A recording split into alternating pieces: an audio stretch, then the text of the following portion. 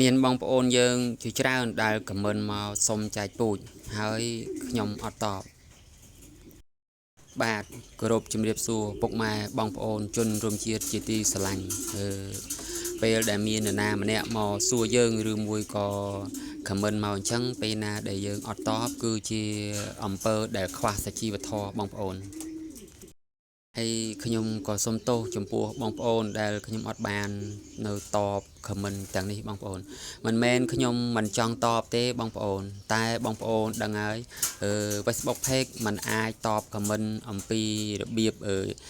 ចែកពូជលក់ដូរនៅតាម Facebook បានទេបើមិនអញ្ចឹង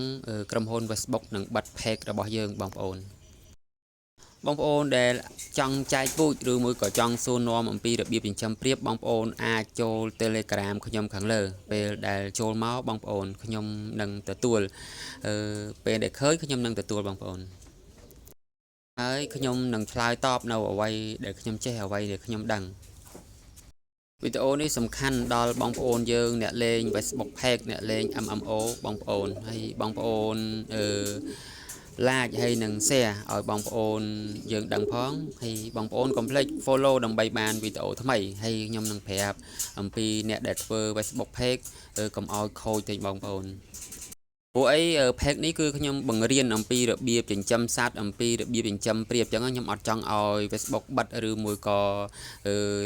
លុកអីចោលទេបងប្អូនដោយសារតែខ្ញុំមិនតបដោយសារតែខ្ញុំខ្លាចខុសគោលការណ៍របស់ Facebook គឺมันអាចទិញដូរនៅតាម Facebook Page បានទេហើយរបៀបដែលបង្ហោះវីដេអូមានឈាមមានការកាត់មានអំពើឆ្លុះគ្នាទាស់តែងគ្នាវាយតប់គ្នាមន់ជលព្រៀបជលព្រៀបជាន់គ្នាបងប្អូនថ្ងៃមុនខ្ញុំថតវីដេអូដែលព្រៀបឡើងជាន់គ្នានោះបងប្អូនFacebook ឆាតmistake មកប្រមានខ្ញុំបងប្អូនថាខ្ញុំបង្ហោះវីដេអូនេះគឺ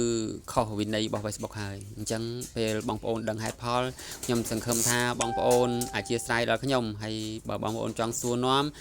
ចូល Telegram ខាងលើបងប្អូន